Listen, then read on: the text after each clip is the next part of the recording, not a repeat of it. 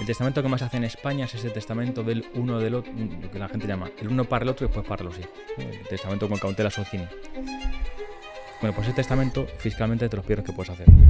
Cómo dejo los bienes a la familia, cómo los dejo repartidos para que luego no tengan conflicto.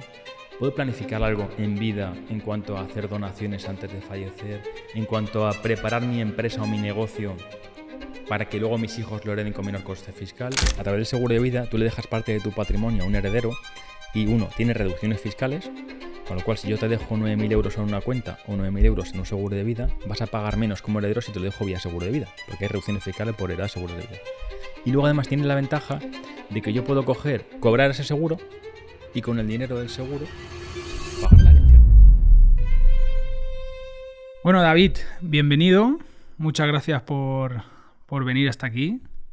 Y nada, cuéntale a la audiencia en 30 segundos, que ahora entraremos en más detalle, bueno, a qué te dedicas y bueno, cuéntanos un poco. Bueno, Pablo y Miguel, muchas gracias primero por la invitación. Soy David, abogado y economista, y me dedico, entre otras cosas, básicamente a hacer herencias y a llevar temas de fiscalidad. Luego, si quieres, entramos un poco más en detalles. Pero esencialmente soy eso. Soy un emprendedor, un autónomo, un empresario que lleva toda su vida dedicándose a ese tipo de cosas. Cuéntanos un poco dónde y cómo creciste. Yo vengo de una familia sencilla, me crié en un barrio humilde de Madrid, Vallecas, un pueblo de Vallecas, que es un barrio obrero. Y vengo de familia pues que no tiene formación universitaria ni ese tipo de cosas. De hecho, estudiaron mis padres la EGB, ahora la ESO, ya siendo adultos, siendo mayores. Yo recuerdo incluso ver a mi madre estudiando cuando era yo pequeño. Y en ese contexto me crié y por tanto vengo de una familia sencilla, digamos. Somos 5 en casa, 2, mis padres y 3 hermanos. Y a partir de ahí, pues, bueno, pues esa familia empezó poco a poco a crecer. Empezó a crecer empresarialmente, me refiero. Mi padre montó una empresa de reformas y bueno, a partir de ahí van surgiendo muchos avatares que luego si queréis entramos en ellos. Muy bien, pues cuéntanos un poco, bueno, llegaste a la universidad, un poco tu proceso formativo, si ya tenías claro desde un principio que ibas a estudiar. Sí, quizá por el hecho de que mis padres no habían estudiado, yo tenía muy claro que me apetecía mucho de pequeño ir a la universidad. Y acabé finalmente estudiando varias carreras. He estudiado la carrera licenciaturas entonces, que no existían los grados, ni doble grado, ni estas cosas. Yo estudié la carrera de filosofía, de económicas y de derecho. Las estudié yo simultaneé a la vez filosofía y económicas en distintas universidades, con lo cual fue un poco caótico porque tenía en una universidad a lo mejor 10 asignaturas de la carrera de filosofía y en otra universidad otros 10 asignaturas de económicas. Así que fueron unos años un poco complicados, a nivel sobre todo de gestión del tiempo, que era un poco más complicado. Y luego ya, antes de terminar económicas, hice un máster en asesoría fiscal y tributación los fines de semana y luego ya hice trabajando la carrera de derecho. ¿Y tus primeros trabajos fueron ya directamente como abogado o pasaste por empresa familiar o...? No, realmente mi primer trabajo, yo nunca he trabajado para nadie. Yo si miras mi vida laboral, es tan aburrida como que pone una línea autónoma. No he hecho otra cosa en mi vida, ¿ves? Nunca he trabajado para nadie, con lo cual no sé si es bueno o malo, pero bueno, al menos es mi experiencia. Y lo primero que hice fue tener una empresa de reformas. Yo con 20 y pocos años me dediqué a las reformas. ¿Por qué? Porque con esa edad, con 20 y algo, mi padre falleció, mi padre tenía una empresa de reformas y en casa había que meter ingresos. Así que lo que se nos ocurrió es, como hacemos muchas personas en la vida, cuando tienes un problema miras al pasado a ver si sabes resolverlo de alguna manera. Y lo que sabíamos hacer era tema de reformas. Así que montamos mi hermano pequeño y yo, una empresa de reformas y nos dedicamos a ello. Éramos trabajadores y empezamos a tener estructura y tal. Hasta que llegó un momento en el que decidimos que no era nuestro camino y que yo, que estaba terminando económicas, pues me apetecía montar una asesoría de empresas. Monté una asesoría de empresas, empecé de cero, igual que con la empresa de reformas, a buscar clientes, iba por los polígonos buscando clientes para llevarles la contabilidad, 20 y pocos años, imagínate. Con mi trajecito, estaba un tipo en un taller y apareció un señor con un maletín, que era yo, un chavalín, pues le llevaba la contabilidad, ¿vale? Un maletín vacío, ¿no? Literalmente vacío. A puerta fría. A puerta fría. De hecho, cuando empecé, como no tenía clientes, ¿a ti te ha pasado que vas a un restaurante y ves que está vacío y dices, pues no entro? O sea, si vas a un bar te da apuro entrar. Lo que hacía era, yo compraba archivadores acetas, ponía nombres de empresas, solamente para que, vacíos lógicamente, solamente para que cuando alguien entrase no se viera una estantería vacía sin clientes. Porque daba la sensación de ¿Quién va a entrar a un sitio cuando no tienes clientes, ¿no? Entonces, Coca-Cola SL, ya con grandes empresas, ¿no? Sí, no, eran nombres lógicamente inventados. Pero bueno, hay que hacer algunas cosas lógicamente porque si no la gente, siendo tan jovencillo, como confía en ti, ¿no? Entonces, estuve de 6 a 8 meses hasta que entró un cliente por la puerta. Iba todos los días con mi trajecito y no entraba nadie. Recuerdo una vez que entró una mujer y me dijo, ¿hacéis fotocopias? Digo, ¿dónde pone que hacemos fotocopias? Entonces, es verdad que ese proceso no fue sencillo, pero también te va forjando, porque cuando empiezas desde 000, luego cuando las cosas te van bien, si no eres muy idiota y recuerdas ese pasado, te hace que te mantengas un poco la cabeza en su sitio y la tranquilidad cuando llega el éxito, lo que la gente reconoce como éxito, ¿no? Entonces, a partir de ahí, monté la asesoría, luego ya empecé a tener clientes, tu primera contratación, ese proceso natural de todo empresario, primera contratación, luego ya vas metiendo más trabajadores y a los 2 o 3 años dije yo, creo que tengo que hacer derecho para ampliar mi negocio de asesoría de empresas. La gente me decía, pero vamos a ver, ¿no tienes prácticamente ni clientes? ¿Cómo te metes a hacerte ahora derecho? Pues nada, yo entendía que tenía que ir por ahí, sentía que tenía que ampliar mi negocio por ahí y me puse a hacerlo trabajando, ya me puse a hacer la carrera de Derecho, licenciatura 5 años, me la saqué en 4 y lo que hice fue ampliar mi negocio y ahora representa una parte esencial prácticamente de mi vida. Así que realmente yo no empecé como abogado ni como economista, sino como albañil en el fondo. Pero sí. ¿Y cómo conoces o cómo desarrollar ese superpoder de la insistencia, la disciplina, una carrera, solapando con la otra, trabajando, esperar 6 o 8 meses que entre un cliente y tú todos los días con el traje? ¿De dónde sacas ese superpoder? No sé si es un superpoder, desde luego, simplemente ahora he entendido que forma parte del proceso de cualquier negocio.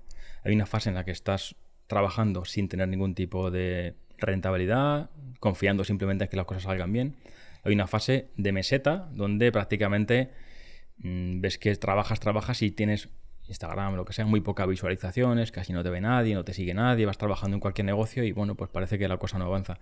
Pero tengo la convicción y la experiencia, al menos cuando he montado varias empresas, que arrancas, continúas trabajando, mucha gente seguramente se cae en el camino porque no tiene esa constancia y al final las cosas acaban llegando. Cuando tú tienes claro hacia dónde vas y lo que quieres en tu vida, es más fácil engancharlo y ser consistente de esa manera. Para mí la clave está en que tengas un para qué que te una, digamos, a tu proyecto. Y el hecho de poner esos archivadores con esos nombres, yo creo que no solo es para que las personas lo viesen y viesen que tenías, ya clientes. Yo creo que también eso te ayuda y tú ya tenías claro que ibas a tener clientes. Y el poder de la visualización, ayuda. El decir, no, tengo estos clientes, no los tenías, pero sabías que ibas a tenerlos y así ha pasado y lo has demostrado. ¿Crees que te ha ayudado ese poder de visualización? 100%. Mira, ayer justo estaba reunido con un cliente, un empresario chileno, una empresa bastante potente en Chile y que tiene algunas cosas en España que le llevamos nosotros. Y el tipo me compartía lo siguiente, me dice, claro, es que yo visualizo también facturación, yo visualizo cómo va a ir mi negocio. Es un empresario que tiene 60 años, no es una persona que esté contando este rollo ahora jovencillo. No, es una persona que tiene esa forma de funcionar y visualiza y tiene mucha lógica. ¿Por qué? Porque tú primero visualizas y tu mente empieza a ver oportunidades porque has visualizado previamente lo que quieres ver. Esto es el ejemplo que se suele poner habitualmente, ¿no? Dices, si quiero pensar en coches rojos, a lo mejor ahora no he visto uno de camino para acá, pero de camino hacia el tren seguramente sí me encuentro algún coche. Si yo voy buscando, digamos que la mente encuentra lo que busca. Así que si tú visualizas eso, acabas encontrando oportunidades donde antes no aparecían. Sí, en lo que pones foco se expande, ¿no? Exactamente. Muy bien, lo de la dirección que contabas, también hay una frase que lo importante es la dirección más que la velocidad, porque a veces vamos rápido a ningún sitio. Y eso también me gusta. Y también al haberla comentado tú, la has comentado tú muy bien. Estoy de acuerdo. Igual que la idea de voy solo o voy acompañado. Cuando tú estás iniciando vas solo, vas muy rápido, haces tú las cosas, no dependes de nadie, eres ágil, pero tiene un camino corto, porque al final tu tiempo es el que es y lógicamente si quieres realmente crecer tienes que empezar a generar estructuras, contratar gente, etcétera. Es otro cambio también mental que a mí me costó bastante aceptar, el hecho de que tenía que empezar a meter gente para yo soltar mi negocio en otros y es la única forma de crecer. ¿Y qué te llamó la atención para especializarte en herencias? O sea, ¿hubo algún motivo, algún clic que dijo, ¿Fue algo familiar como lo de tu padre? Fue literalmente eso. Yo no tenía ninguna experiencia en el ámbito de las herencias, estaba como economista, asesor fiscal, había estudiado impuestos y tal, pero me lo encontré. Me encontré con que mi padre había fallecido, una abogada del seguro nos hizo la herencia y tal, y nos lo hizo mal, y hubo que rectificarlo, y en ese proceso de meterme en ese jardín, pues me acabó gustando. Dijo, oye, pues un ámbito que combina dos cosas que me gusta, la fiscalidad, yo soy economista experto en temas fiscales, y cuestiones jurídicas que me gustaba también. Así que mezclando todo eso y siendo un ámbito relativamente complejo, que mucha gente no se mete por esa doble combinación de fiscalidad y parte jurídica, me gustó, y a partir de ahí pues empiezas a hacer una, otra, y cuando te das cuenta te están llamando tus amigos profesionales para preguntarte dudas, y cuando te das cuenta te vas haciendo experto y la vida te va llevando. O sea que así empecé. O sea, prácticamente sin darte cuenta, o sea, te empezó a gustar y bueno. Mi primera herencia, aparte de la de mi padre, fueron 11 herederos. Se me fueron muriendo varios por el camino. Tuve que rehacer bastantes herencias para abajo. Y había un sordomudo. O sea que esa fue mi primera herencia con 20 y pocos años. Imagínate. La vida ya te lo propuso. A ver si eres capaz de superar este reto. 11 herederos, madre mía. ¿Cuáles son tus negocios principales? Por una parte, en tramitar herencias, o das temas, o sea, derecho de fiscalidad, montas patrimoniales, o bueno, coméntanos cuáles son tus diferentes áreas de negocio y así como... Tengo varias líneas de negocio. Básicamente tengo área jurídica. Dentro del área jurídica, la más potente que tenemos es la parte de herencias, donde estamos creciendo muchísimo, donde tengo puesto mucho el foco a nivel de trabajadores, etcétera, y de estructura. Tenemos parte fiscal, que es con la que yo empecé como economista, que la sigo manteniendo con una estructura de economistas, etcétera. Llevamos esa parte de asesoría fiscal a empresas, montamos patrimoniales, este tipo de historias. Y luego tengo varias líneas más, tema inmobiliario, y luego, sobre todo para mí y para clientes, cuando hacemos herencias, etcétera. Y luego también tengo una línea que abrí hace unos meses de formación, donde yo enseño a abogados y asesores de empresa a que se especialicen en herencias y que aprendan a ganar dinero con ello. Vale, o sea, para que tramiten herencias, abogados y también asesorías. Asesores de empresa, claro. ¿Qué pasa? Que muchos abogados no tienen conocimiento porque en la carrera no te enseñan estas cosas, y muchos asesores de empresa saben la parte fiscal pero carecen la parte jurídica. Entonces, o los abogados tienen carencias de fiscalidad o los economistas tienen carencias de jurídico. Así que combinar las dos cosas le permite a los dos ámbitos, a los dos profesionales, poder hacer herencias y generar ingresos para su negocio, claro. Vale. Y si nos centramos en el tema herencias, algo muy importante es hacer un buen testamento. Cosa que carece muchas personas, lo dejan estar, no... Bueno, ya lo haré, o sea, no pienso morirme. Ya lo haré, ¿no? ¿Cómo de importante es hacer un buen testamento y cómo de importante es hacer cuando ya has dado el paso de querer hacer el testamento, no simplemente ir a notaría y decirle, hazme un testamento, donde prácticamente no hay una asesoría o no hay un asesoramiento de las diferentes opciones que tiene esa persona en base a su situación personal? Entonces, ¿cómo de importante es estar bien, o sea, hacer un testamento, y cómo de importante es que esté bien planificado ese testamento?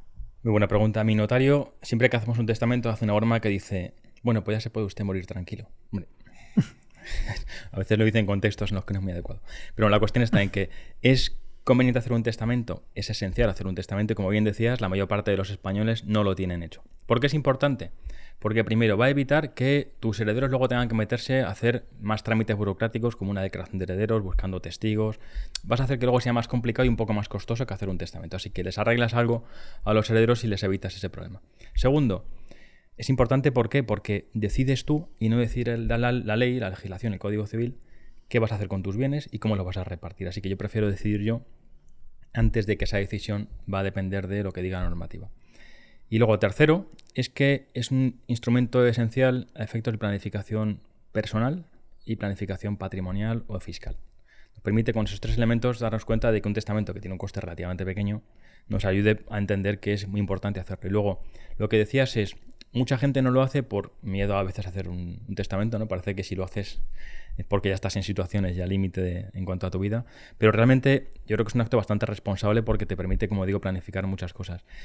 El testamento que más hace la gente, sé que, como comentabas, vas a la notaría, haces un testamento habitual, que está perfecto en las notarías, faltaría más. Yo trabajo en 1000 notarías y hacen un magnífico trabajo. La única cuestión está en que falta ese asesoramiento y esa personalización del testamento. Exacto. El testamento que más se hace en España es ese testamento del uno del otro, lo que la gente llama el uno para el otro y después para los hijos, ¿no? El testamento con cautela socini. Bueno, pues ese testamento fiscalmente es de los peores que puedes hacer. Ese testamento es caro fiscalmente. Y lo que no hace es personalizar la situación. Oye, cuéntame, qué es lo que hacemos nosotros y cualquier profesional que tiene que hacer.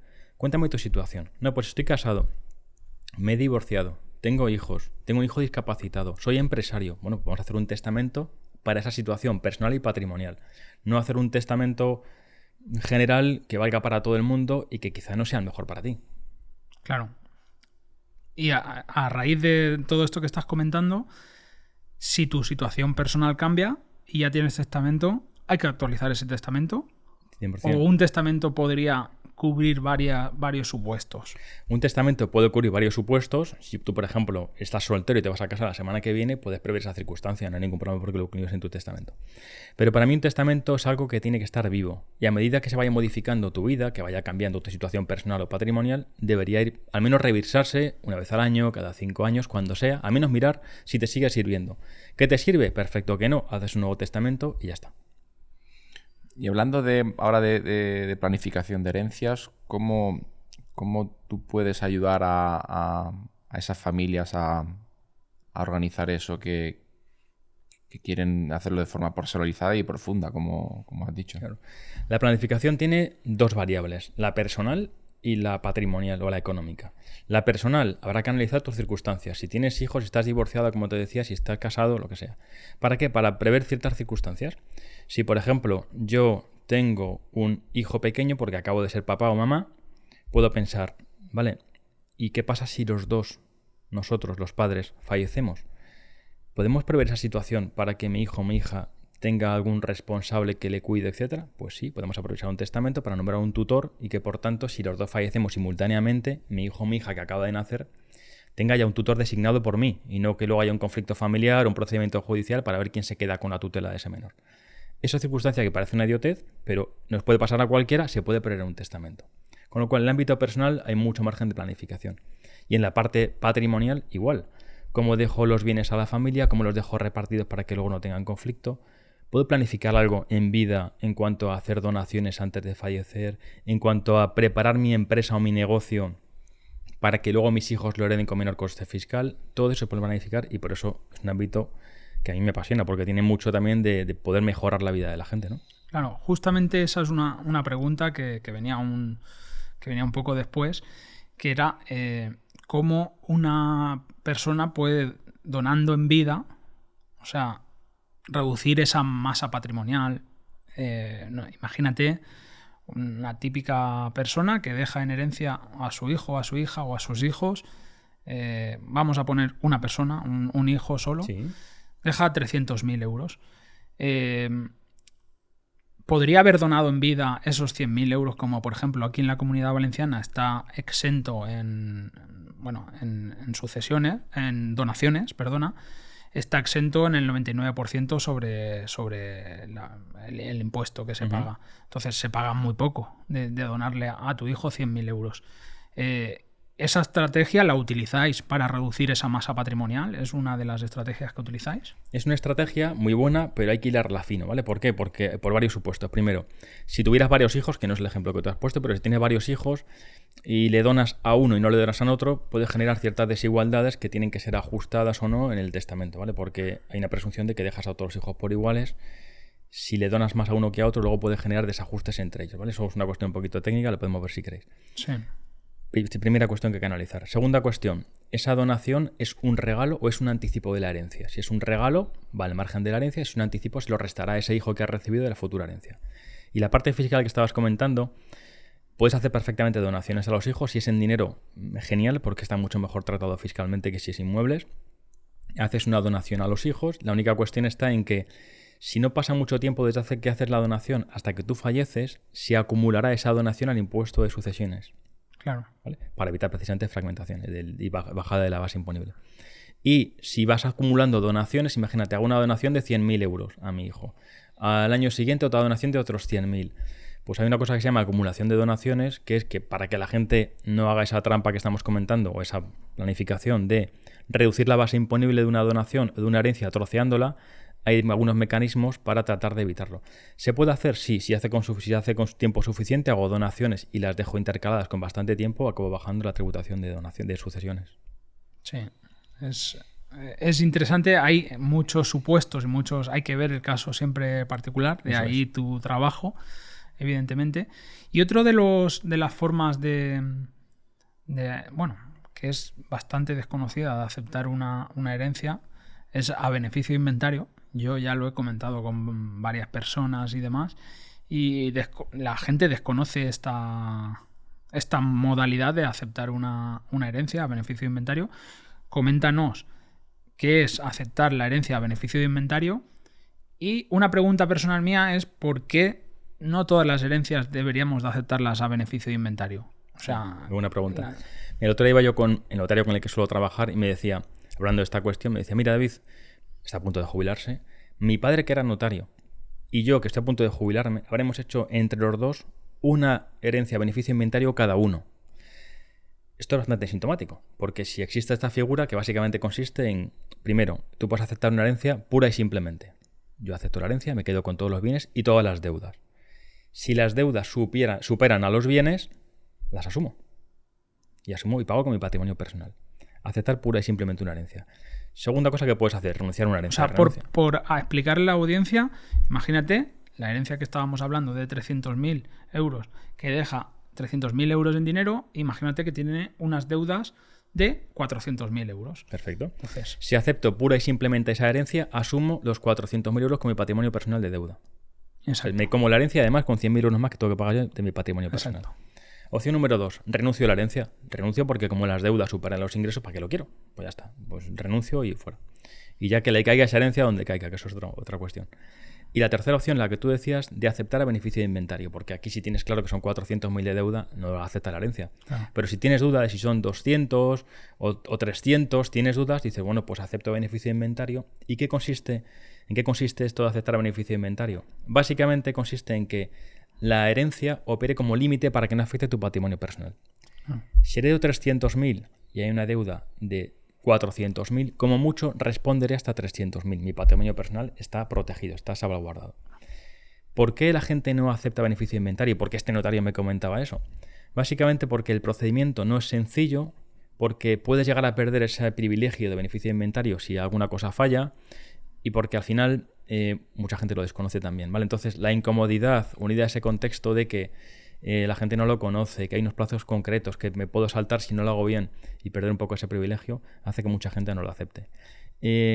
Existe la idea, un proyecto para modificarlo, no sé si se llevará a cabo o no, cambiar el Código Civil, y creo que se acabará haciendo con el tiempo, para que todas las herencias en España se hagan a beneficio de inventario. Creo que es lo razonable y que por defecto todo el mundo acepte en esos términos. Claro, porque aquí en el ejemplo que hemos puesto es fácil saber que no vas a aceptarla, porque si al final son 300.000 euros en una cuenta corriente y 400.000 en deudas, en préstamos, en hipotecas, está claro que no vas a aceptarlo. Pero a veces hay dos cosas. Saber que tiene 400.000 euros, tienes que averiguar las deudas, que es un trabajo antes de aceptar la herencia. Y bueno, muchas veces no es tan fácil, porque no, lo que estás heredando es una casa, que hay que darle un valor, entonces tienes esa duda. Entonces se acepta beneficio de inventario por este motivo. Porque cuando es una casa no sabes el valor que sí, o si tu padre contrajo una deuda con otra persona y cuando ya aceptó la herencia ante notario, de pronto te aparece ese acreedor y te dice, oye, perdona, que tu padre me debía 300.000 euros y no lo sabía porque no estaba previsto. Eso en Estados Unidos, que tiene un sistema muy diferente, funciona de manera completamente casi antagónica, diría, lo que funciona aquí. Ahí existe la figura del executor, que es una especie como de administrador que te entrega la herencia neta. Tienes unos activos, unos pasivos, se liquida la herencia y te entrega lo que queda después de pagar las deudas. Claro. Eso aquí no. Aquí en España tú la heredas en bloque. Los activos y los pasivos que tengan y ya está. Claro. Incluso se heredan los avales. Pero el executor sería como aceptar en beneficio de inventario, solo que es una persona la que una persona te liquida todo y te lo entrega. La que te liquida todo. Es una especie como administrador. Da más seguridad. A lo mejor te saltas esa inseguridad que dices tú de no saber cómo hay que hacerlo o el peligro de que esto no salga. Sí, es un sistema diferente, efectivamente. Y de hecho, una de las cosas que mucha gente no sabe aquí es que los avales se heredan. Claro. Tú imaginemos, por ejemplo, que un padre ha avalado a un hijo fallece el padre y el otro hijo, el hermano, acaba heredando un aval. ¿Para avalar a quién? A su hermano, con el que quizá no se lleva bien. Entonces, a veces hay paradojas un poco en cuanto al tema de las herencias. Así que ya te digo, el tema este de los avales heredan y efectivamente la herencia beneficio inventario sería una forma de evitar la responsabilidad. Pero puede suceder lo siguiente, ¿vale? ¿Qué pasa si yo acepto una herencia y de pronto después me aparece una deuda? He aceptado la herencia creyendo que no hay deudas y de pronto alguien llama a mi puerta y dice: tu padre me debía 300.000 euros. ¿Se puede anular una escritura de herencia una vez aceptada? La respuesta es que sí, pero es complejo.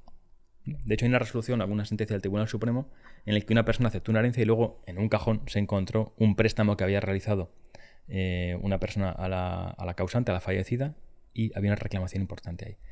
Si hubiera tenido esa información antes de aceptar, no hubiera aceptado la herencia.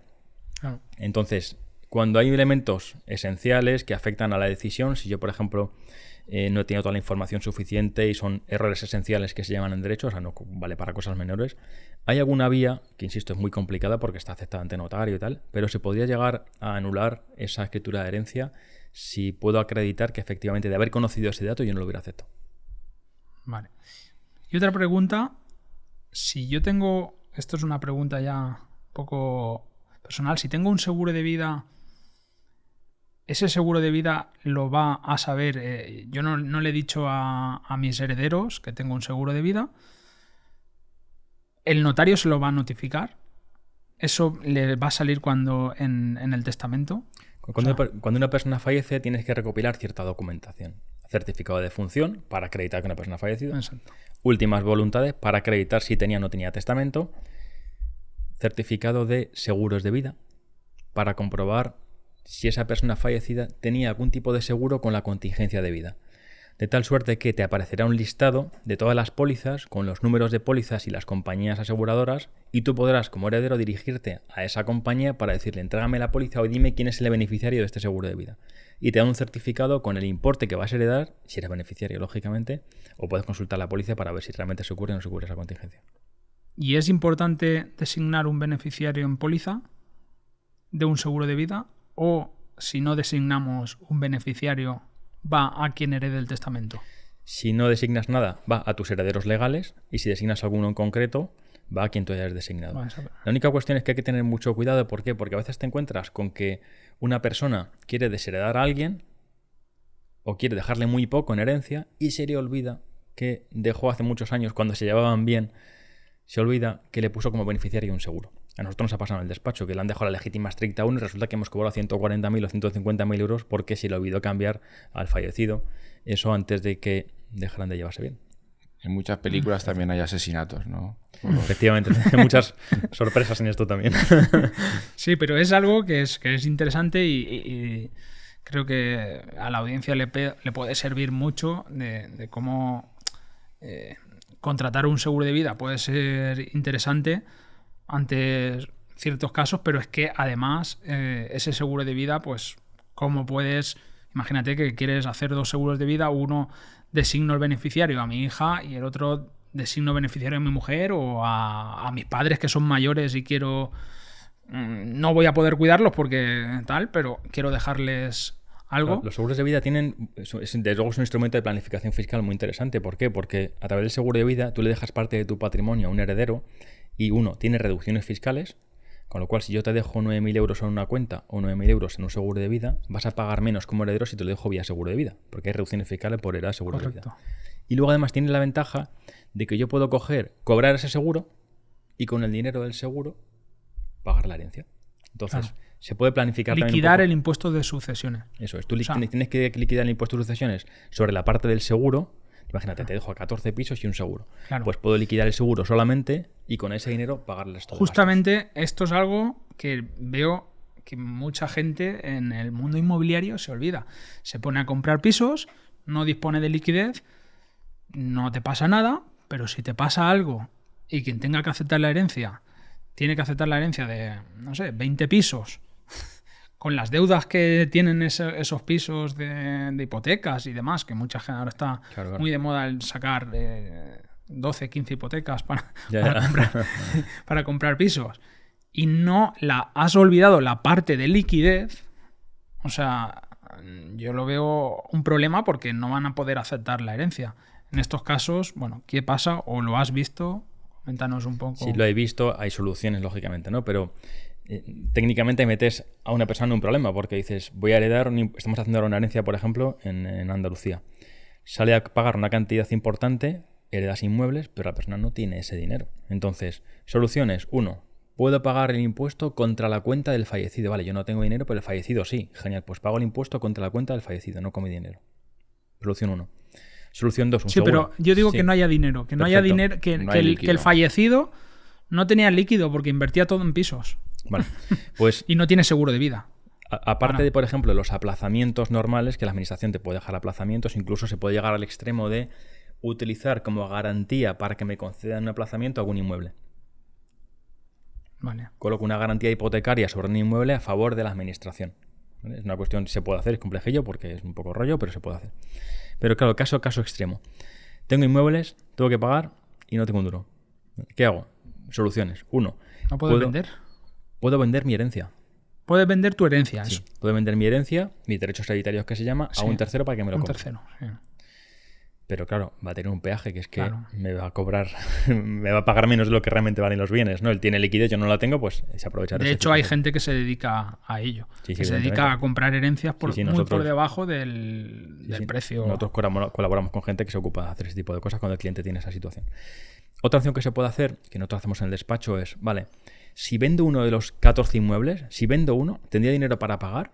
Sí. Vale, pues voy a intentar reunir el dinero para hacer la herencia solo de un inmueble, la hago de ese inmueble, lo vendo, y con el dinero que me quede, después de la venta, ya hago el resto de la herencia. Y ahí hay unos plazos. Hay unos plazos, lógicamente. La administración te deja... Claro, todo esto hay que planificarlo bien. Nosotros lo hemos hecho hace poco con unos clientes que no tenían dinero. ¿Qué hicimos? Hicimos la herencia solamente de un inmueble, vendimos ese inmueble y luego con esa rentabilidad que nos dio esa venta ya liquidamos el resto. O sea, pues, como dos herencias, una herencia en 2 plazos. Sí, exactamente. Se hace de otra manera, pero bueno, realmente la idea es haces una herencia y luego lo que haces es que añades esos bienes que te has dejado fuera de la herencia. Esto es muy interesante para que la audiencia vea qué importante es tener una persona que sepa cómo... Porque día a día se rechazan miles de herencias, muchas veces. Y muchas veces es porque vas al asesor de turno o a la... Bueno, pues a tu notaría de confianza y a lo mejor hasta no saben este tipo de peculiaridades a la hora de tramitar una herencia. Entonces, cuán importante es rodearte de una persona que te diga, no, es que podemos vender, de los 14 inmuebles, podemos vender uno y ya no tienes que rechazar el... Claro, pero todo eso al final parte, Miguel, de la idea de que tienes que encontrar a alguien que esté especializado, porque yo llevo 20 años en esto, así que me he encontrado de todo. Claro. Y cuando te encuentras de todo, y tienes muchísimas herencias y de distintos patrimonios, desde cosas pequeñitas hasta cosas enormes, te obliga también a pensar ideas, a ser imaginativo, a buscar soluciones para esa persona que tiene delante acabe aceptando una herencia. Hace poco, con estos clientes en particular, habían pasado por 2 abogados y les dijeron rechaza la herencia, renuncia a la herencia, porque había embargos y había cosas. Ahí es donde te voy. Y al final han terminado ganando 200.000 euros, ¿vale? Limpios. Hostia. Entonces, de 2 abogados de no a la cojas porque es muy complicada, había hipotecas inversas, es mucho más complejo que todo esto, han conseguido que tienen un neto de 200.000 euros. Esa es la diferencia de estar profesionalizado, ser especialista o no. Claro. Si algo debe quedarse en la audiencia de todo esto es que hay que buscar a personas... Primero, se debería de hacer una planificación previa para que esto no pase. Vía habiendo un seguro de vida, vía planificando... Bueno, tú no puedes planificar por la persona que fallece, no vas a... Pero la persona que, si somos nosotros los que tenemos que dejar a nuestros hijos, pues sí que podemos planificar un seguro de vida a favor.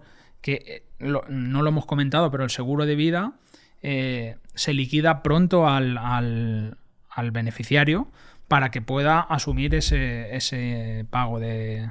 Sí, es tan rápido como que no hace falta ni que hagas escrituras ante notario. Claro. Haces el impuesto, cobras y ya tienes el dinero para hacer el resto. Y ya tienes dinero para hacer el resto. Cosa que eso muchas veces la gente no lo sabe, pero por no tener una buena planificación. Porque si acude a una persona como tú que sabe cómo planificar este tipo de situaciones, pues primero se planifica y si ya viene con el problema, pues se buscan soluciones como la que has comentado de dividir la herencia en 2. Eso es. Quería volver a la parte de testamento Cuando has puesto el ejemplo de eso, el posible fallecimiento del padre y la madre, hay que dejarlo a un tutor. ¿Te refieres porque hay un testamento también familiar en ese caso? ¿O tendría que hacerse el testamento de mi mujer y del mío, poner esa anotación de quién sería el tutor? Claro, es hacer un testamento normal y corriente, pero con alguna cláusula específica para tu caso. Entonces, habría que hacer un testamento de tu mujer y tuyo, incluyendo que, por ejemplo, hemos decidido los dos que tu hermano o mi hermano va a ser el tutor en el caso de conmoriencia, que es fallecimiento conjunto. Claro, y entonces esas dos cláusulas de testamentos diferentes coinciden. Eso es, se planifica conjuntamente, claro. Correcto.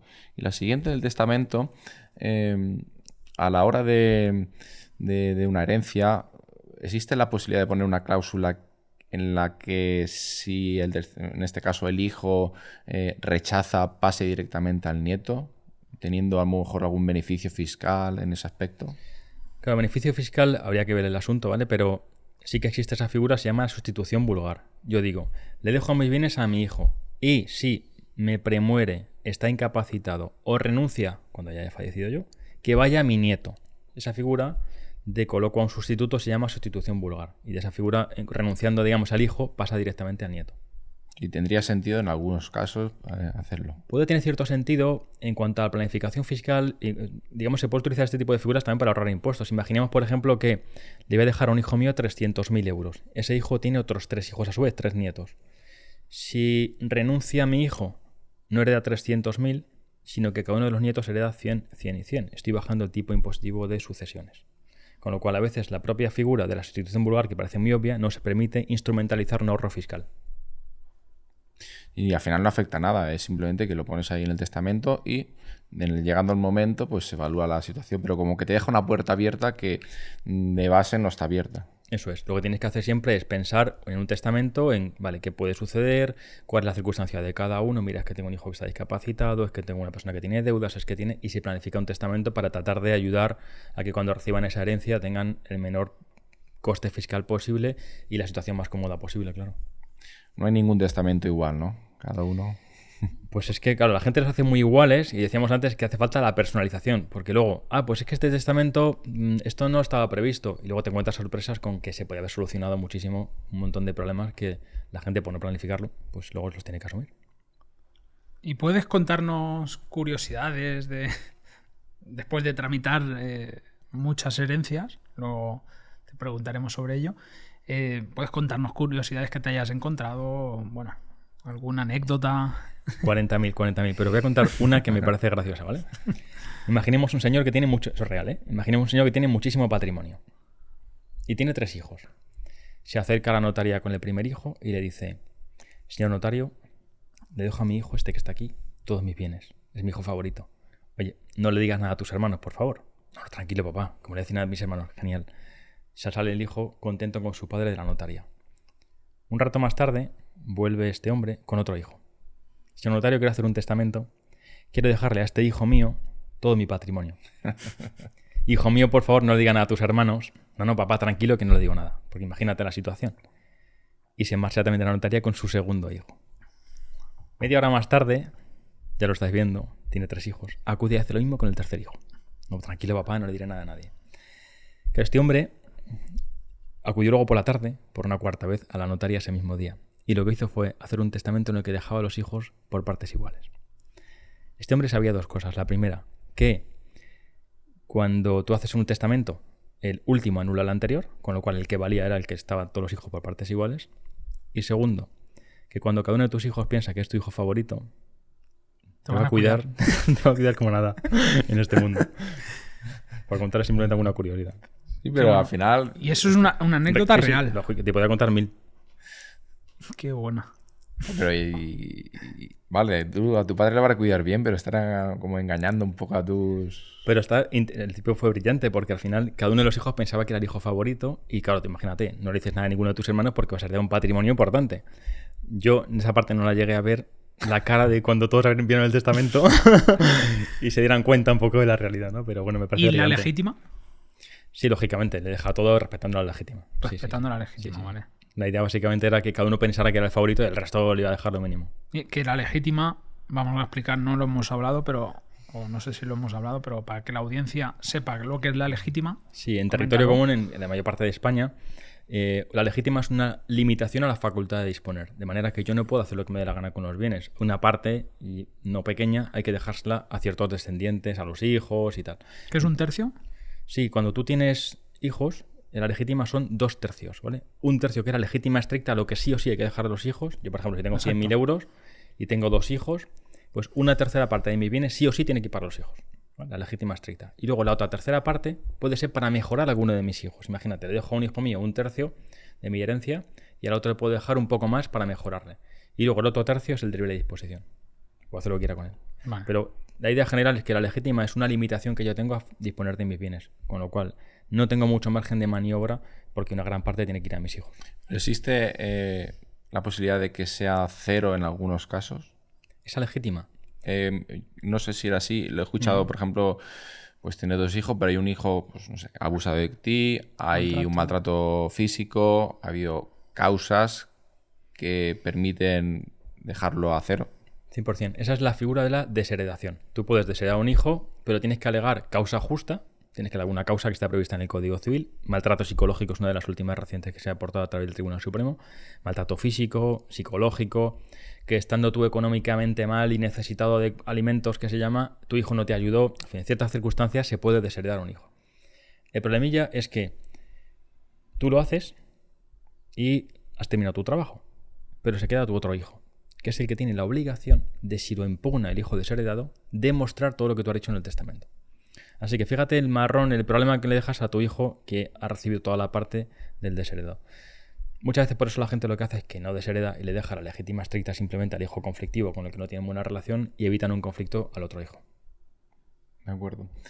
Yo quería comentarte una. Yo he trabajado de fisioterapeuta varios años y me he encontrado sobre todo en domicilios que iba gente en la que, bueno, pues ya era cuidados paliativos, era un tratamiento en su etapa final, y hablando con los familiares, ya llevamos a lo mejor varios años, pues me decían, ay, yo no quisiera verme en esta situación, quiero que se haga algo antes al respecto, yo si me pasa esto, por favor, hacerme no sé qué. O sea, ese tipo de voluntades o testamentos vitales, ¿cómo se hacen? ¿Qué se tiene que hacer?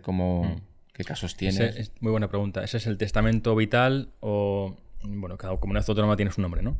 O de voluntades anticipadas. Básicamente consiste en que tú decides hoy que estás bien, qué va a suceder con tu cuerpo, con tu físico, con tu salud, cuando ya no estés bien mentalmente y no puedas tomar decisiones por ti mismo. Delegas en otros esa facultad, ¿no? Ese testamento vital se puede hacer en vía notarial o, en casos extremos, se puede hacer también en el propio hospital cuando estás en situación un poco crítica, ¿no? Me parece muy importante lo que estás comentando porque es una planificación muy, muy personal sobre qué quieres que haga la gente con tu cuerpo cuando tú ya no puedas tomar decisiones, y muy poca gente lo hace realmente tampoco. Y cambiando un poco de tema, ayudas a asesores, a abogados, letrados, a formarse en herencias. Cuéntanos un poco más de tu formación y cómo te pueden encontrar, o bueno, si compartimos algún link. Sí, genial. La forma de localizarme siempre es a través de Instagram, es lo más cómodo. David Jiménez Abogado, me localizáis y me escribís y ya está. Si alguien quiere tramitar la herencia contigo, igual. Sí, igual, o mi despacho, busca Eico Abogados en Google, pero en Instagram, como estoy más rápidamente a localizarle, me escriben y ya mi equipo les contacta y todo. Perfecto. Tema de la formación de herencias. Esto viene básicamente porque yo, que llevo tantos años haciendo herencias, como comentaba antes, veo que muchos profesionales me preguntan. Y algún amigo me dice, mira, me entra una herencia, es que no me atrevo, porque es muy complicado, porque tema fiscal, temas jurídicos, son ámbitos complejillos. Y a un amiguete mío le dije, mira, que es de Alicante, que te ayudo yo. Coge las facturas y te ayudo. Y empezó a ganar dinero con este tipo de cuestiones. Entonces, a partir de ahí me planteé, oye, ¿y si esto que he hecho con este amigo se lo enseño a otros compañeros? Y empecé a montar una formación, porque yo, que prácticamente me he hecho y me sigo haciendo todas las formaciones que hay en España de herencias, detecto una carencia enorme. Es que son muy teóricas y poco prácticas. Y a veces el tipo que te lo explica sabe muchísimo, es un catedrático de no sé qué, pero no ha tramitado una herencia en su vida. Entonces, la parte práctica, que es la de alguien que lleva haciéndolo 20 años como economista y como abogado, te comparte cómo se hace en la vida real, con documentos reales, es lo que estoy haciendo. Y no solamente eso, sino que además luego te enseño cómo vender herencias para ganar dinero con ellas, toda la parte de monetizar una herencia. Así que eso está haciendo que tengo una lista de 40 y tantos abogados deseando entrar. O sea que tengo bastante demanda. Y yo, es un ámbito que me apasiona, el tema de dar clases, que me encanta dar clases. Pues, en fin, win-win. Sí, tienes vocación de... Me apasiona. De la formación, de ahí que también estudiaras varias carreras, o sea... Que... Sí, me gusta. Yo creo que si me defino por algo es por emprender, no he hecho otra cosa en mi vida, por aprender y por compartir lo que aprendo. Que es el ciclo. Exactamente. Y sabes que en este podcast, se llama Ingenio Inversor Podcast, nos encanta el tema de la inversión inmobiliaria y demás. ¿Cómo puede ayudar el planificar una herencia a un inversor inmobiliario? Bueno, lo primero, muy buena pregunta, porque en inmobiliario aquí sois unos expertos. Cuando una persona tiene inmuebles, puede tener o no algunas ventajas fiscales. Luego podemos entrar, si quieres, en la parte de sociedades patrimoniales y tal, ¿vale? Sí, ahora te... Heredar inmuebles al final supone pagar plusvalía municipal, eso es una cuestión, es caro, ¿vale? La única cuestión es que si tú consigues que esa empresa, esa actividad que tú tienes, tenga la calificación de actividad económica, imaginemos, yo tengo 14 inmuebles. Si consigo que esos 14 inmuebles estén, o bien como persona física, o bien como sociedad, encuadrados dentro de una actividad económica, tiene tal calificación, luego si quieres podemos entrar al detalle, permite que mis herederos reciban no 14 pisos, sino una empresa que gestiona 14 pisos. Y eso tiene unas reducciones fiscales que vienen de directivas europeas, reducciones de empresa familiar que son reducciones del 95%. Así que mis hijos, si heredan una empresa en lugar de inmuebles sueltos, lo que están haciendo es recibir prácticamente todo ese patrimonio gratis. Una reducción del 95% más luego la bonificación que tenga la comunidad autónoma. O sea, por poner a la audiencia, estos 14 pisos están valorados, imagínate, en 1.400.000 euros. Son a 100.000 euros por piso. Yo los tengo dentro de una empresa familiar, o sea, que puede ser una estructura de una holding y demás. Llega el momento de que yo falto, o sea, yo ya no estoy, y mi hija tiene que heredar esta estructura empresarial tendría que aceptar una empresa o puede aceptar la holding. Tendría que aceptar la holding, que es la que tiene todas las empresas. Y eso tendría una bonificación de ese 1.400.000, suponiendo que está valorado todo en 1.400.000, de un 95%. Correcto. Hay que meter muchos matices a eso, ¿vale? Lo primero, lógicamente el causante tiene que participar en esa empresa. En el ejemplo que tú has puesto es 100% tuya o tienes una gran parte de ese patrimonio. Segundo, tiene que tener actividad económica. Si es una empresa en funcionamiento, es una empresa de construcción, pues ya está, es una actividad económica por sí misma, así que tu hija ya hereda esa empresa con una bonificación, una reducción muy importante. Siempre y cuando luego, otro de los requisitos es que la mantengas en el tiempo. No vale heredar esa empresa y al día siguiente venderlo, ¿vale? Te obligan a mantenerlo, según la normativa estatal 10 años, según las autonómicas en casi toda España 5. Vale, pues heredo una empresa. Eso es sencillo, pero con una serie de requisitos. Pero si heredo inmuebles, tenemos más matices. Porque los inmuebles, tener inmuebles en una sociedad como persona física y tenerlos en alquiler, por ejemplo, no es en sí mismo una actividad económica. ¿Qué exige la normativa fiscal para que tenga la calificación de actividad económica? El trabajador. Una persona contratada, jornada completa. Y estamos justo ahora a punto de que salga una resolución del Tribunal Supremo, estamos pendientes a ver qué va a determinar, no sé si cuando salga este podcast ya habrá salido, sobre si esa persona contratada puede ser un socio, sobre si puedo que en lugar de que sea una persona contratada puedo coger a un administrador de fincas y que me lo gestione él y no lo tengo por tanto a nómina sino que sea un externo. Hay alguna resolución ya con respecto a esta cuestión. La cuestión está en que si tengo inmuebles alquilados en una sociedad como persona física y mi hijo o mi hija los hereda, no tengo bonificaciones fiscales. Si tiene una serie de inmuebles alquilados y tengo una persona contratada a jornada completa, tiene la calificación de actividad económica y por tanto lo heredan mis hijos con esa reducción del 95%. Así que mi interés siempre es que lo que le deje a mis hijos sea una empresa y no inmuebles alquilados. Claro, correcto. O sea, es lo que, fiscalmente hablando, darle sentido económico válido es tener una persona contratada en esa patrimonial o en esa empresa que se encargue de gestionarlo, a diferencia de simplemente tener una empresa que tenga inmuebles alquilados.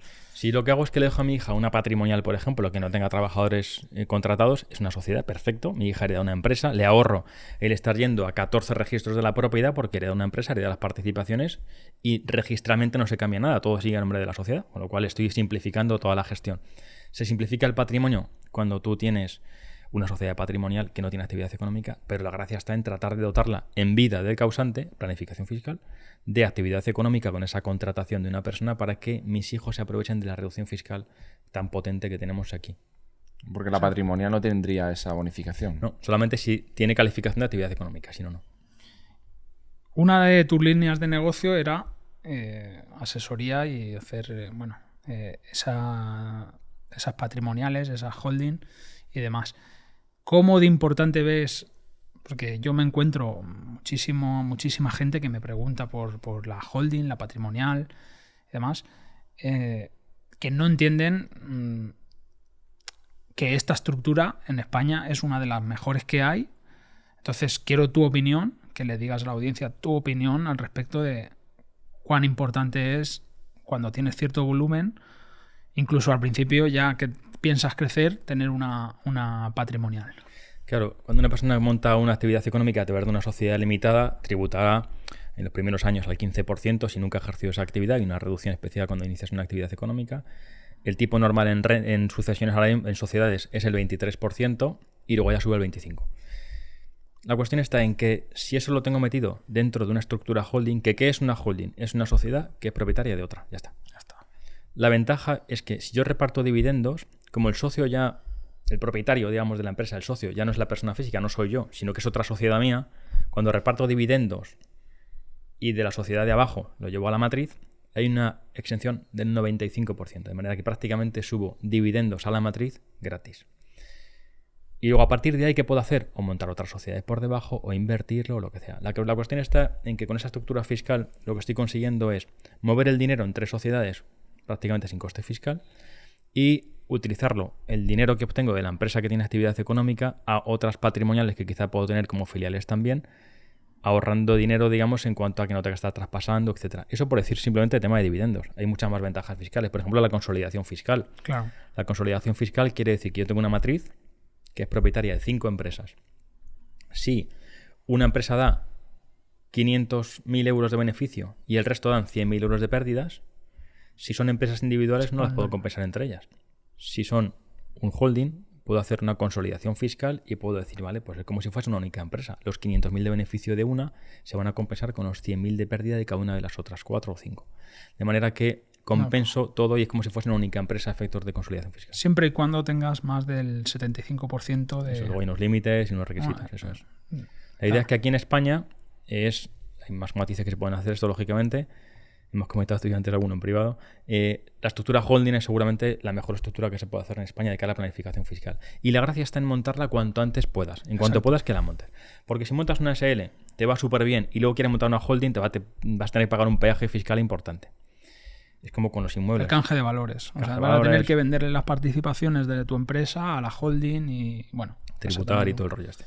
Entonces, lo ideal es que en cuanto veas tú que tu negocio empieza a funcionar, antes de que suba mucho, monte la estructura holding.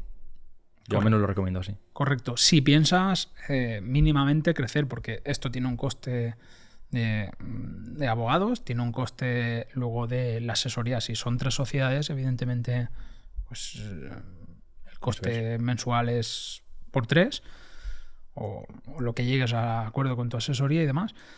Pero sí que es cierto que si piensas crecer es hoy por hoy en España, estando en España, es la mejor estructura y siempre y cuando otra de las cosas que veo muy en las personas, con las personas que hablo, que me dicen, sí, pero es que yo quiero en mi persona física. Entonces tienes que separarte mentalmente el decir, yo quiero en persona jurídica un circuito y el persona física es otro. Y yo simplemente tengo la holding, me llevo mi salario y todo lo de persona jurídica se queda en persona jurídica. Que es el típico Amancio Ortega no tendrá una super renta estoy seguro. O sea, lo deja todo dentro de su patrimonial. Yo las rentas que he visto de clientes con patrimonios muy, muy, muy altos son rentas bastante más normales de lo que la gente piensa. Porque como persona física tienen lo que necesitan para vivir y ya está. Y el resto todo en estructuras societarias, lógicamente. Evidentemente hay límites. Porque si tengo una sociedad profesional, soy arquitecto, soy médico, tal, tengo una serie de límites porque me obligan a facturar ciertas cosas. Tampoco hay que tener mucho cuidado con el hecho de montar sociedades interpuestas. Monto una sociedad y yo no tengo ningún tipo de medios materiales, etcétera. Ya le ha pasado a algún youtuber famoso. Monto una sociedad para pagar al 23 o el 25% y me ahorro impuestos como persona física. La agencia tributaria está entrando ahí y haces cabechinas. Lo que hace es que entra y te imputa todo el beneficio de tu sociedad a la persona física y con sanciones, incluso con posible delito fiscal. Todo. Porque sí, te llevan hasta el 100%. Yo he visto hasta el 100%. ¿eh? Porque si tú lo haces, te puedes llevar, o sea, si lo haces antes de que ellos te imputen, te puedes llevar el 75%. Te tienes que llevar el 75% como mínimo a persona física. Pero si consideran que es instrumental, yo he visto requerimientos e inspecciones de Hacienda donde te dicen, no, es una mera sociedad instrumental, no tiene ningún sentido económico, usted lo hace simplemente para pagar menos porque no tiene estructura, no tiene trabajadores, no tiene locales, no tiene nada. Se lo quito y le meto todo como persona física. Con el consiguiente perjuicio importante con sanciones. De ahí que una buena planificación sea darle sentido económico válido Siempre. a esa sociedad con algún trabajador, con alguna actividad que demuestre que no... Siempre. Que... Sobre todo con el ámbito de la inseguridad jurídica que tenemos en la parte fiscal aquí en España. David, quería preguntarte que escuchamos varios inversores que se están dedicando a ver oportunidades de inversión en la nuda propiedad. ¿Qué es la nuda propiedad y por qué puede ser un objeto para ellos de inversión? Imaginemos que vosotros sois propietarios de este local. Tenéis lo que se llama el pleno dominio, que básicamente consiste en que sois propietarios y además también podéis usar este bien. Estamos usando ahora mismo. En ocasiones, sobre todo en las herencias, esto se separa. Y hay gente que tiene el uso y disfrute pero no es propietario y otros que tienen la propiedad. Imaginemos que vosotros sois nudo propietarios, pero solamente lo puedo disfrutar yo. Como está separado, alguien puede coger y decir, oye, pues compro vuestra parte. Y cuando David pierda su usufructo, porque me lo quiera vender, porque fallezca o lo que sea, yo ya tengo un pleno dominio y por tanto podría disfrutar de los bienes. Así que se puede hacer en herencias, que es lo que pasa mucho, pero también se puede hacer sin herencias. Una persona puede fragmentar y decir, mira, pues le voy a donar a mis hijos la nuda propiedad o se lo vendo a quien sea, consigo liquidez y yo me garantizo que vivo en esta casa. Imaginemos, por ejemplo, que yo soy una persona mayor que necesita dinero porque la pensión no me llega. ¿Qué es lo que puedo hacer? Yo quiero vivir aquí, pero me hace falta dinero. Bueno, pues vendo mi piso. ¿A quién? A empresas, a inversores, a quien sea. Me compran la nuda propiedad y yo, por contrato, aparece en el registro de propiedad, mantengo mi usufructo de manera vitalicia. Y a mi fallecimiento, ya entonces la casa es para ti y haces lo que quieras con ella. Compra de usufructos.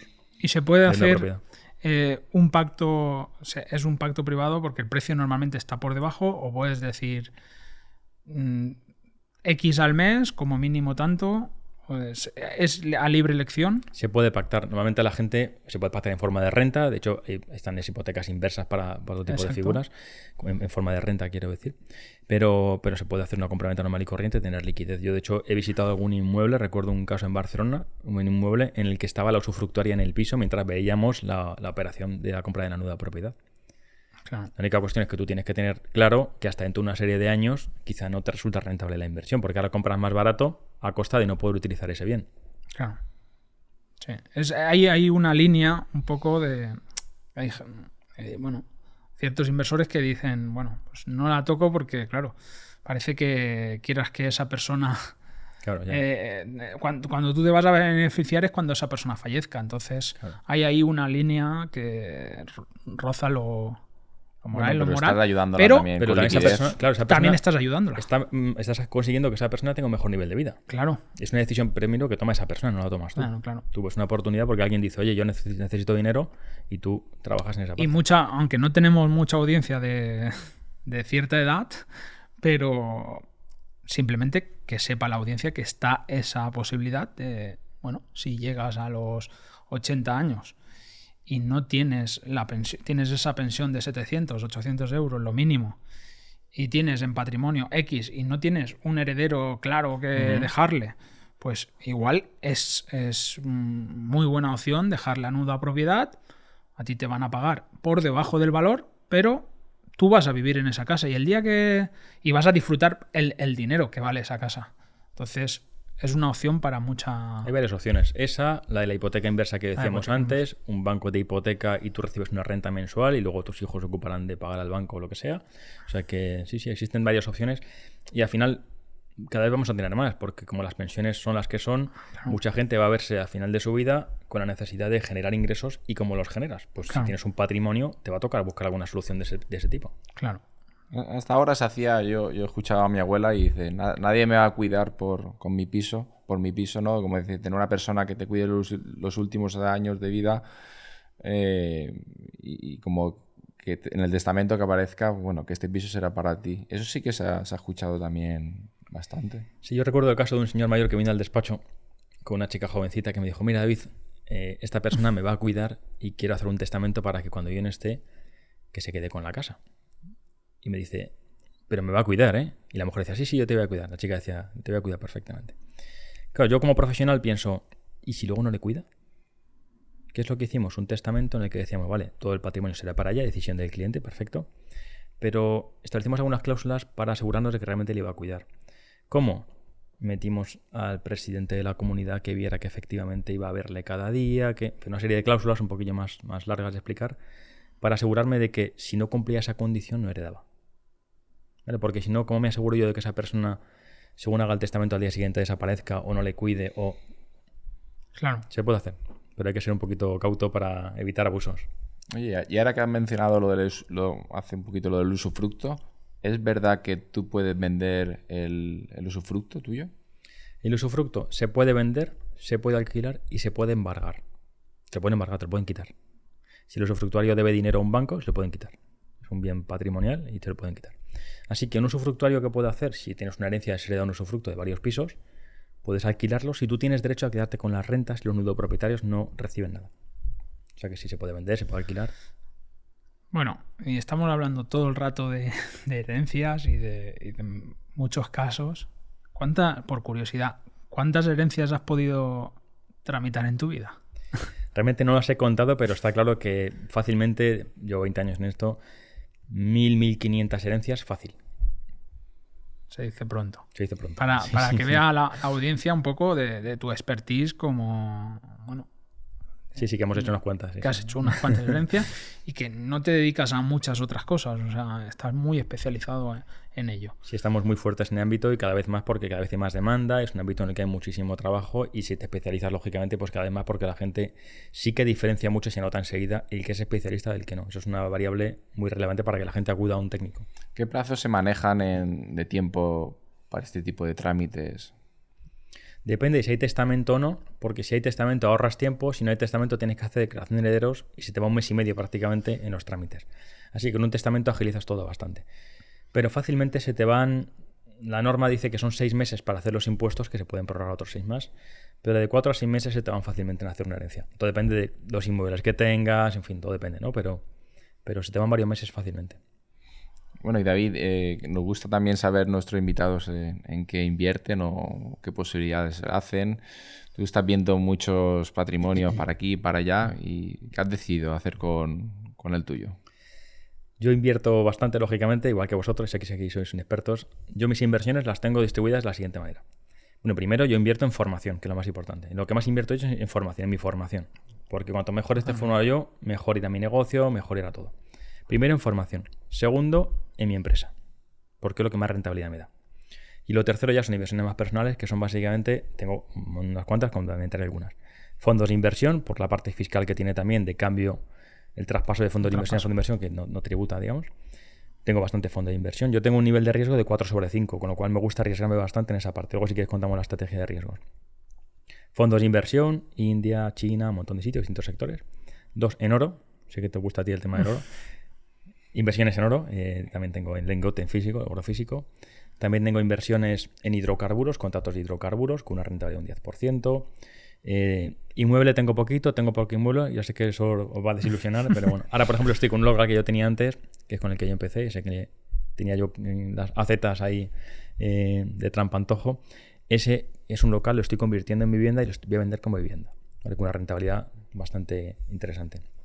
Estás haciendo un cambio de uso. Cambio de uso, sí, eso es. porque la venta del local en sí mismo no me iba a generar ninguna rentabilidad. Con el cambio de uso le voy a sacar bastante rentabilidad después de la reforma. La reformo y vendo como vivienda. Exacto. Así que básicamente mis inversiones, así un poco rápidamente, son estas.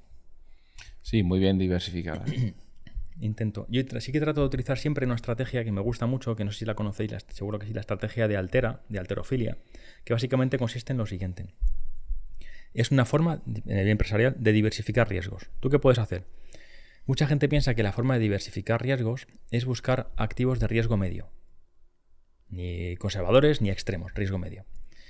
Pero como hagas una mala evaluación de ese riesgo, la puedes liar porque tienes todo metido ahí. Entonces, una estrategia de Altera que me gusta, que es una idea de Nassim Taleb, que básicamente consiste en tener activos, imaginemos, él pone ese ejemplo, 90% en activos conservadores y 10% en activos de altísimo riesgo. De manera que el tener como si fuese una barra y unas pesas, tener dos estrategias, una muy conservadora y una muy extrema, te genera estabilidad. En lugar de tener todo activos de riesgo medio, tienes unos muy conservadores y otros de altísimo riesgo. Y ese equilibrio de riesgos es el que te hace que tengas una estructura balanceada. Pues muy interesante. ¿Y habías visualizado alguna vez llegar a donde has llegado? Que no empezaste de albañil y terminas tramitando miles de herencias. Empecé llevando una empresa de reformas y fíjate, evidentemente no me esperaba lógicamente ni hacia dónde voy y tampoco sé realmente hacia dónde terminaré, porque esto de la vida ya sabes que va un poco de funcionar así y de ir viendo por dónde te va llevando la vida. Ni en ningún caso me planteé llegar hasta donde estoy y ya te digo, no sé lo que ahora me depara el futuro, lógicamente. ¿Qué caprichos tiene David? Personal es poco, yo tengo una vida relativamente sencilla. Mi capricho es ir a cenar, restaurantes así chulos y tal, y hacer deporte y tal, pero no tengo así caprichos. Yo no soy de coches, yo, por ejemplo, de hecho tengo un Seat Ibiza.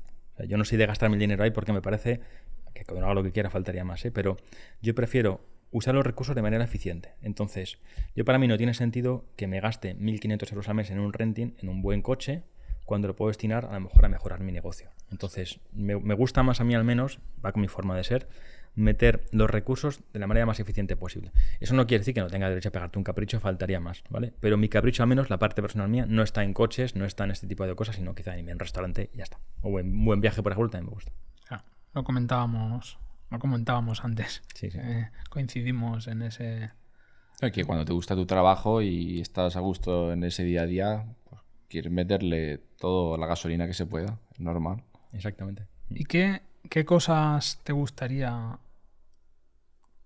tener y no se pueden comprar con dinero? Pues hombre, por fortuna cada vez me organizo mucho mejor con mi equipo, la estructura y tal, pero lo que más vale en este mundo es el tiempo. Y es un recurso que realmente dicen que cuanto más escaso sea, más vale, ¿no? Como antes comentamos con bitcoins y tal. Bueno, la cuestión está en que si el activo que más vale en un ser humano es el tiempo, porque es una cuestión finita, pues seguramente es lo que con dinero no puedes llegar a comprar.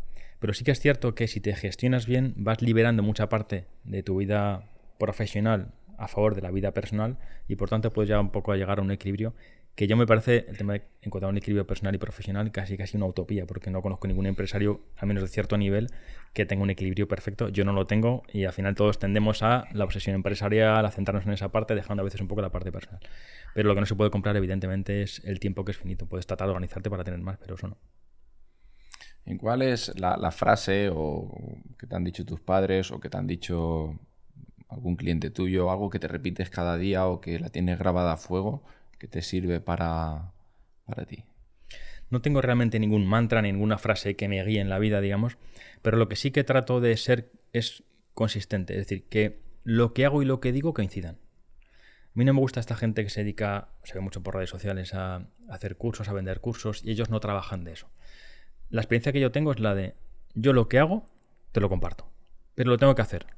¿La credibilidad la obtienes de qué? De que tú, por ejemplo, o vosotros hacéis formaciones de temas de inmuebles, pero es que trabajáis en ello, os dedicáis a ello, con lo que tenéis una expertise que compartís con la gente.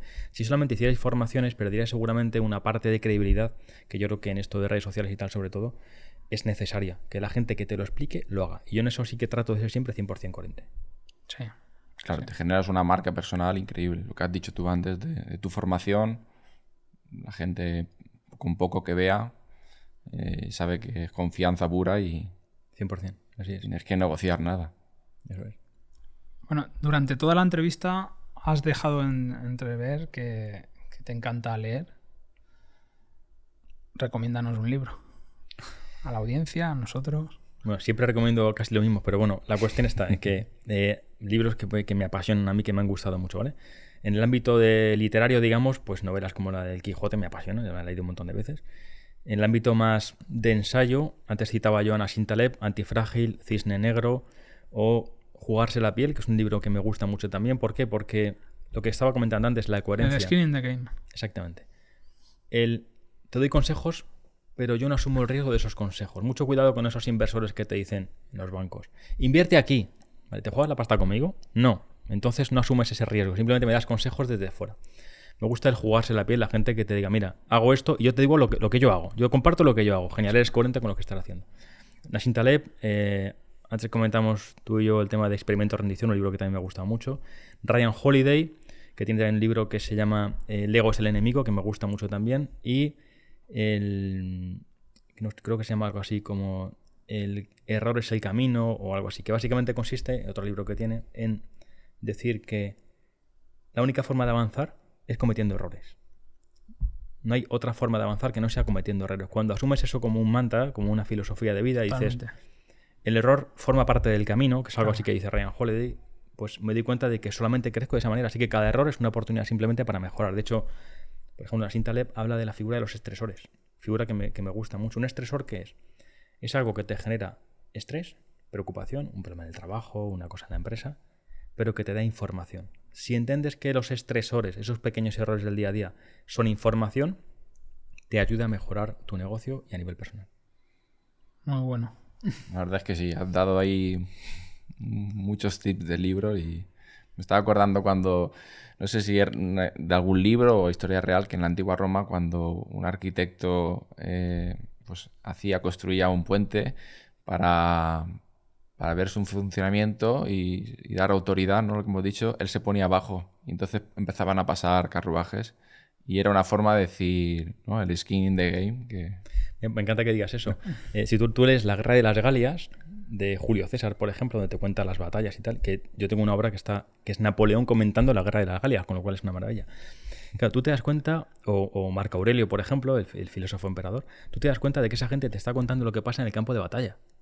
O sea, se están jugando el tipo ahí, de distintas posiciones, lógicamente, porque son emperadores o son lo que sea, pero distintas posiciones, pero están ahí en el campo de batalla. Ahora lo que sucede es que la gente nos manda a la guerra desde sus despachos, oficinas, y van a morir otros. Entonces, esa separación entre el que toma la decisión y el que se juega la vida hace que se tomen decisiones arbitrarias. Claro. Si tú, que me mandas a mí a la guerra, vinieras conmigo, quizá no tomamos esa decisión de manera arbitraria. Exacto. Eso explica seguramente muchas de las decisiones que están tomando hoy en día nuestros políticos y mucha gente. Sí, el tema del skin in the game es... ves mucho, sobre todo yo me gusta mucho el tema del value investing y leía muchísimo del value investing y bueno, uno de los puntos de la checklist es que si el CEO de la empresa estaba invirtiendo en sus propias acciones o no, o estaba reinvirtiendo en sus propias acciones o no, o si la empresa estaba recomprando sus propias acciones o no. Entonces, es algo... Si ves que la empresa te está diciendo compra estas acciones y ellos están vendiéndolas, pues evidentemente no hay una ahí. Por ejemplo, Nassim Taleb dice que te tienes que fiar más de alguien que ponga su propio nombre a su empresa que de otro que no lo ponga. Porque claro, si tú imagínate, mi nombre está puesto en el cartel de fuera, me estoy jugando yo mi prestigio con cada actuación que hagamos, ¿no? Entonces, fíjate más de aquellas personas que se juegan el tipo contigo que no aquellos que no lo hacen. Claro, totalmente. Y David, tenía una última pregunta. Tú estás relacionado con la última parte de la vida, con mucha gente, o en tema de herencia, el tema... Y te quiero poner en situación y quiero que te imagines que te quedan 5 minutos de vida y solo tienes la posibilidad de hacer una llamada. Quiero que me digas a quién llamarías y qué le dirías. Qué pregunta más complicada, ¿eh? Tú estás acostumbrado a... La pregunta de Pablo. Sí, pero sí, es cierto. La última llamada, 5 minutos de vida. Sí, imagínate que te dan 5 minutos de oxígeno, solo tienes un móvil y una llamada. Pues creo que llamaría a mi mujer y le diría que la quiero.